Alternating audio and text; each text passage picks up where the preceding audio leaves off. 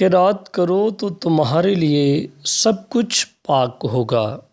آج کی دوسری تلاوت مقدس لوکا کی انجیل اس کا 11واں باب 37ویں آیت سے 41ویں آیت تک۔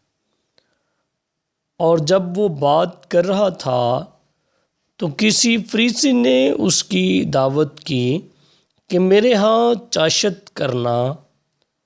پس وہ اندر جا کر کھانا کھانے بیٹھا۔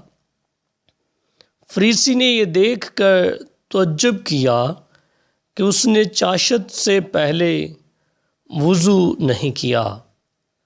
اس پر خداوند نے اس سے کہا، تم فریسی پیالے اور رکابی کو باہر سے صاف کرتے ہو، مگر تمہارا اندر لوٹ اور برائی سے بھرا ہے۔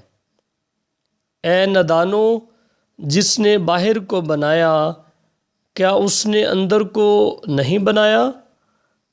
پس جو اندر ہے اسے خیرات کرو، اور دیکھو تمہارے لیے سب کچھ پاک ہوگا۔